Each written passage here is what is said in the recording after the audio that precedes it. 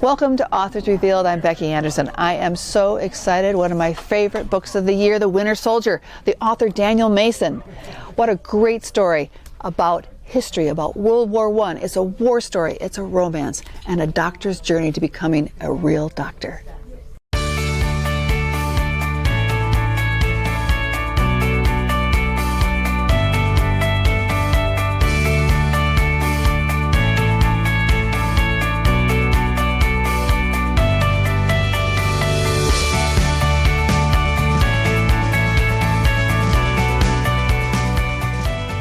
Well, Daniel, welcome to Naperville and Anderson's.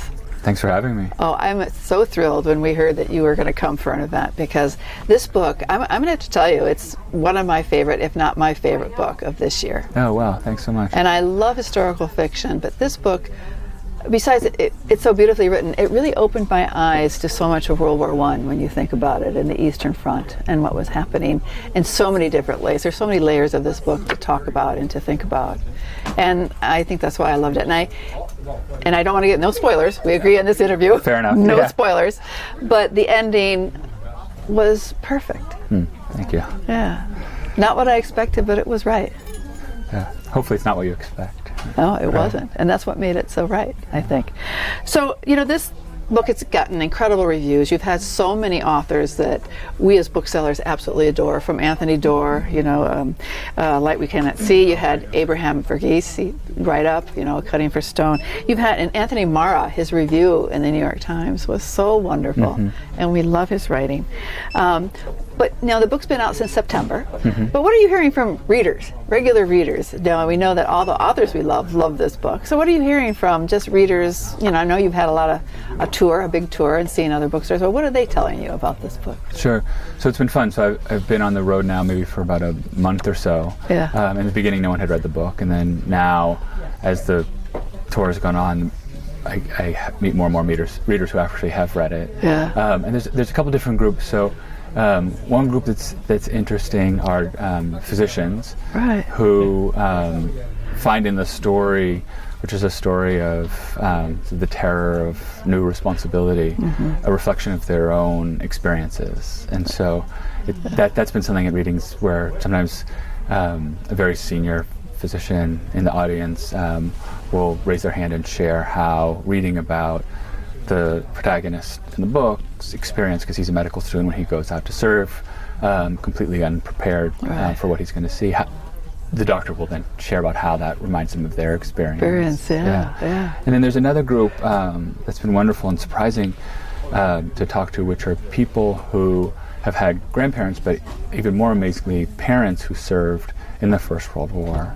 And they've shared their parents' experience with me, right? Including some people who've shared their parents' experience of their father's experience of shellshock in the war, which was a surprise. I never actually met somebody with that particular diagnosis, and their father's not around anymore, but they're able to share with that story. Yeah.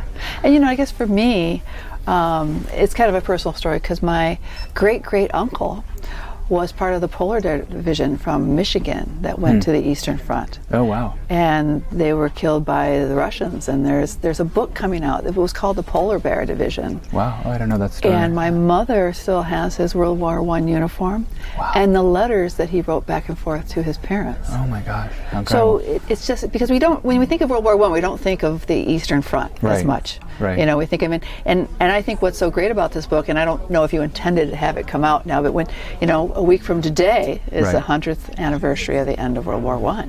Right. Well, I certainly didn't intend it to come out now, because I started it 14 years ago, so I intended it to come out about 9 years ago. But the timing was very good. I would have been very happy to have published it on the 90th anniversry of the end of World War I, not the 100th.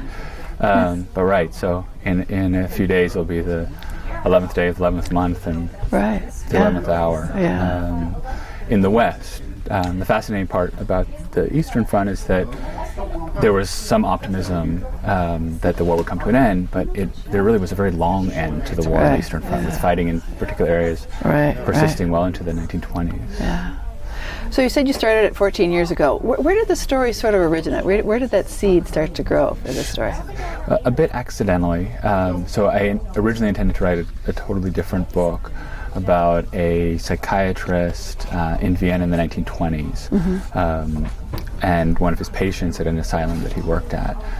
And so I figured he needed a backstory, and any doctor in the 1920s would have had to serve in the war, so I began to read about what it was like for physicians to serve in the war.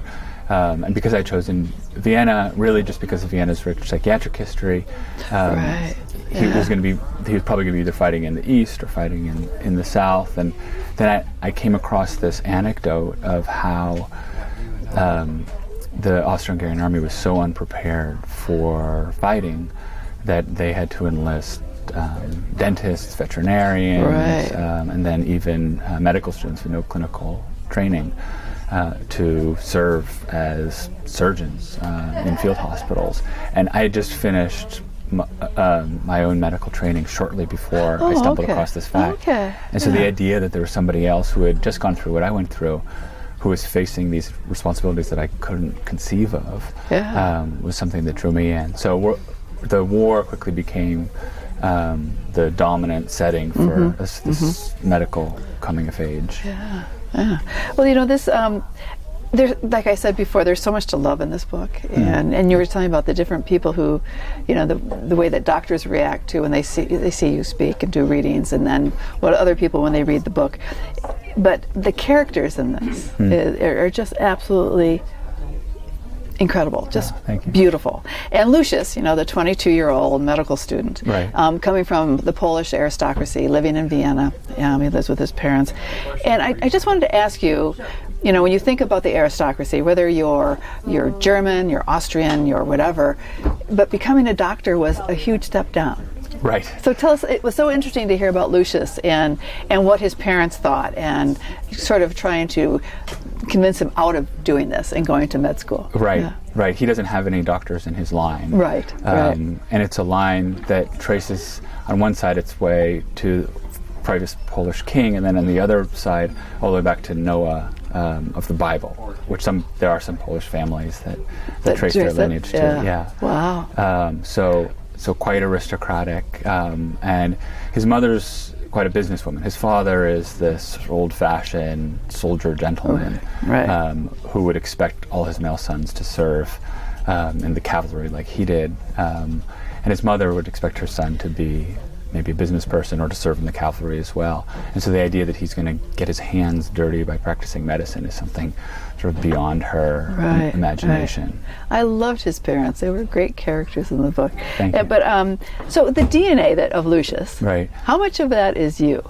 I have no aristocratic DNA. I know, not the but that part. But his fascination with the human body and just learning about it and wanting to become a doctor, and sort of, and then also too when you talk about here, he's 22 years old. He's never really even touched or operated or done anything on a living human being, and he's sent to the front, on the Eastern Front. And those experiences. Did you put a lot of your own experience in doing that when you were studying medicine? Definitely in the medical side of it, I did. Okay. And I think I, like him, found that entering medicine was this totally new experience for me. He's somebody who's always felt a little out of it, has a little bit of a difficult time finding his place in life, and especially in this aristocratic family, but that's an experience that I think a lot of people have. And then when he comes to medicine, he feels like he's found his calling. And I don't know if it was as dramatic for me, but I certainly found myself in this world that was extremely rich. And as part of your training, you begin to be offered these insights into the way the body works and the way that the mind works, which are new, which were outside my consciousness beforehand.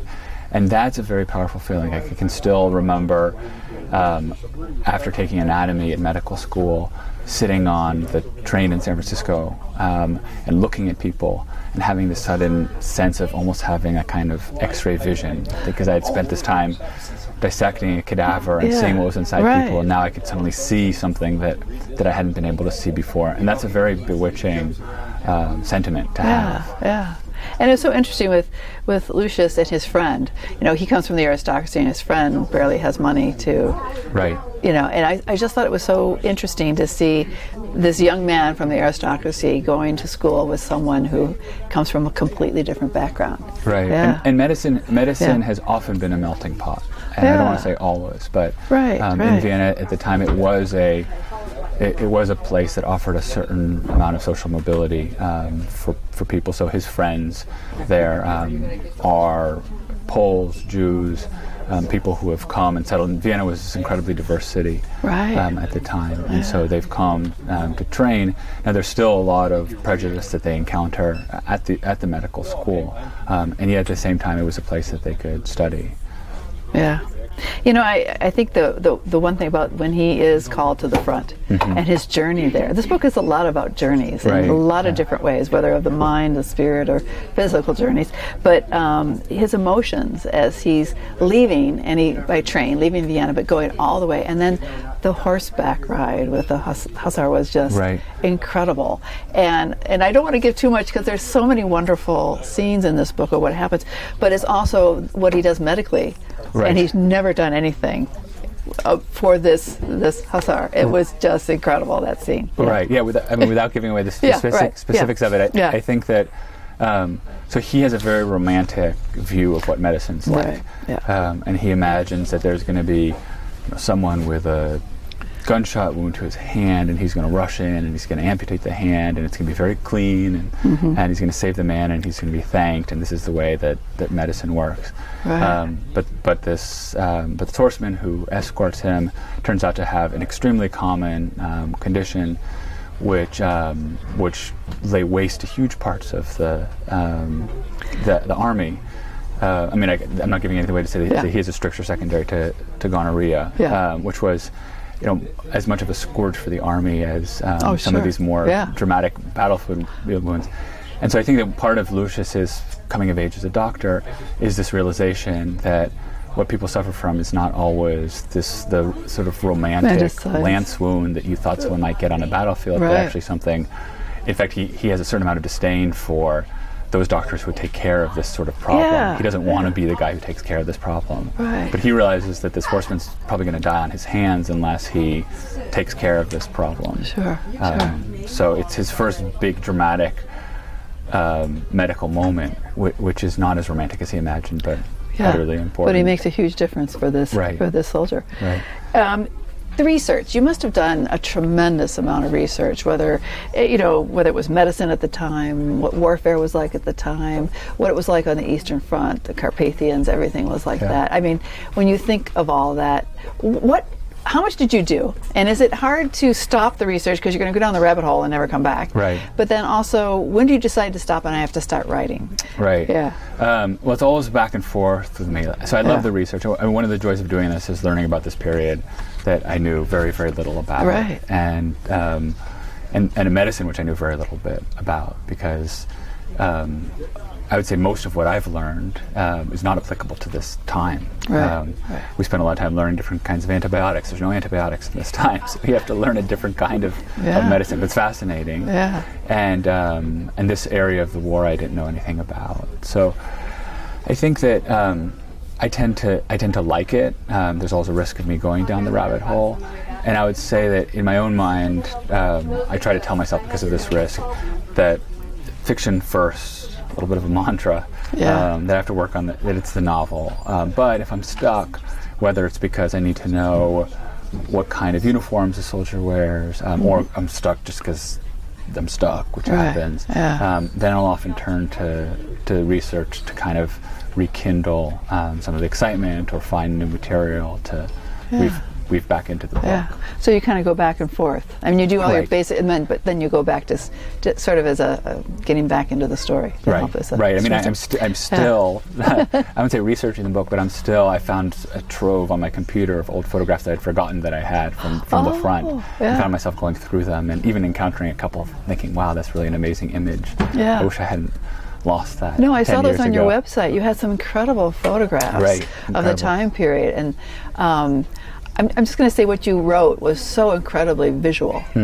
Thanks. Yeah. So visual. You could really picture yourself in these different places, whether you're stuck in the middle of a battle, which he ends up being stuck of on foot, but also the hospital, and you're thinking of in this whole other part of the story when he does reach this field hospital. But you can picture exactly what it looks like. So your description is just brilliant in this. So. Thanks.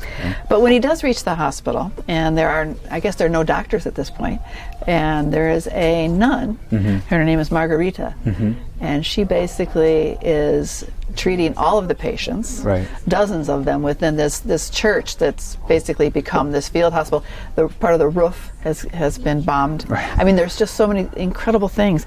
And Lucius, you can just feel the way he feels, and now he's been thrown into this. But this young woman, who's only a little bit older than he is, basically is going to be his real teacher. When it comes to where did she come from, and what an incredible interaction between these two. And we will say it does result in a little bit of romance too. No, that's fair enough. That's on the book jacket. So I feel like we can go that far. You can give away whatever's on the book jacket. Sure. So she was an accidental discovery. So he was a bit more planned, but I had imagined he's going to arrive at this hospital. I don't remember what point I decided that the rest of the hospital staff was going to have died or fled. But he meets her, and she answers the door. And in some ways, my experience of encountering her mirrored his experience of encountering her in the book. Like literally, like I knocked on the door, and she opened the door up, and there was this character, and she was such fun to write that she really, I think, came to dominate much of the book. And originally I hadn't intended her to have this big role, and written a lot of another part of the book that didn't involve her. And part of the book I ended up getting rid of, and I think in part because for me she overshadowed the rest of the novel once she appeared. And I think for Lucius, she overshadows the rest of his life once she appears. Right. And I love the way she commands everything, but she basically just throws him into it. I mean, it's baptism by fire. And he's, it's amputations, it's head wounds, it's all these things. And the scene about the lice, you can feel yourself itching literally when you're reading this. But there are just so many. What he learns is that he's learning by being there, by all hands in, and that's how he's learning how to really practice medicine. But what I loved about it is that, and I think you talked about this, is how there's the academia of medicine and the way you think you're going to approach patients. But I think she really shows him how to see these patients as real people, to see them as living individuals that he I think when he goes into this, he's earnest, but he imagines medicine to be something very different than it actually ends up being. And there's a line early on which I think describes him well, that kindness is not interesting to him. So he's a bit of a shallow person at the beginning. He's interested in the diseases, he's interested in the science, but the idea that these might be people suffering is something that, like the empathic part of his brain has not quite developed yet. And when he gets there, he begins to appreciate more and more, and certain events happen which give him a sense of what it's actually like to be ill. And so that's why I sort of see it as this kind of coming of age in medicine story. And I think too that you see this relationship between the two of them develop, and part of that is about developing them empathy for those he's treating with her. When I was growing up, and I worked in our family business when I was young, and I remember a man who used to come in all the time, and everyone said he was shell-shocked from World War II.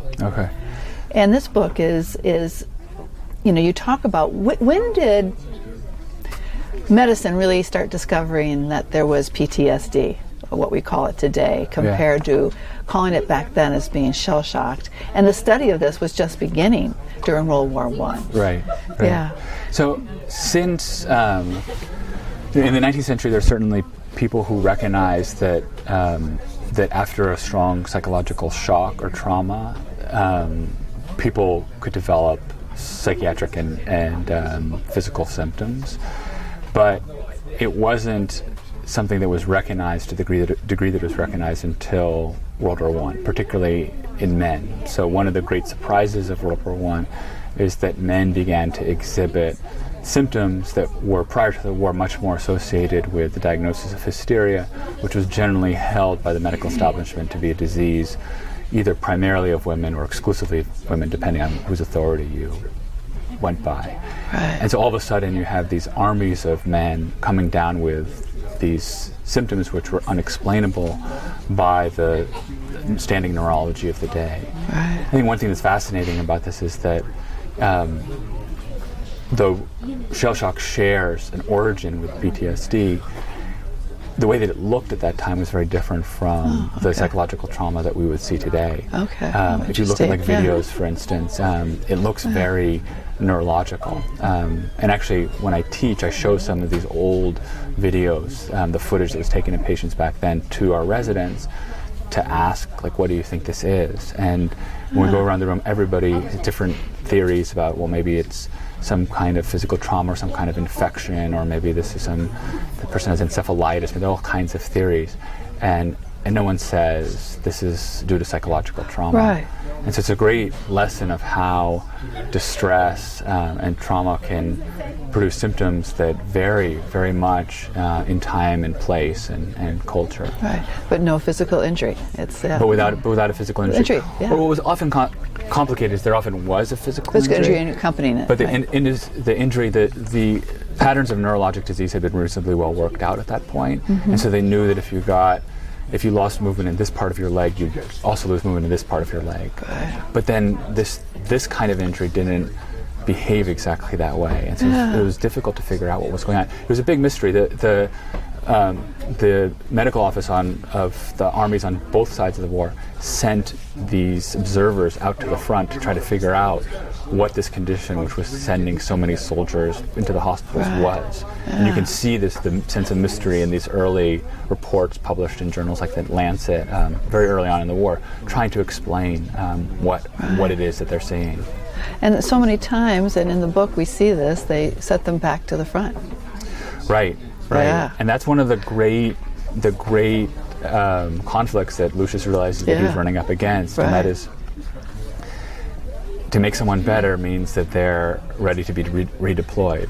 Right. So the goal is not just curing someone and sending them home, but the goal is curing someone and sending them back to the front, and that might mean sending them to their deaths. Right. And so that's one of the great paradoxes of war medicine. Yeah.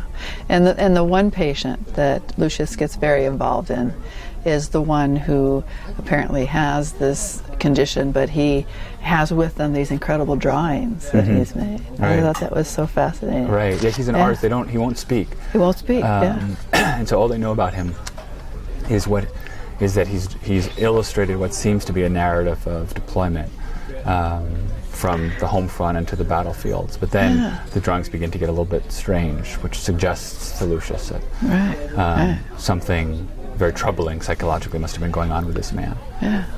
So, your work as a professor, and you are at Stanford and teaching. I was fascinated to read on your website that you use literature for some of your coursework. Right. I thought that was so interesting. Tell us a little bit about that, because it's kind of like taking both of your lives as a writer and then as a psychiatrist and putting it into the coursework for your students. Sure. Yeah. So, so one of the courses with regards to literature specifically is this class which is very dear to me. I've been teaching it for 3 years.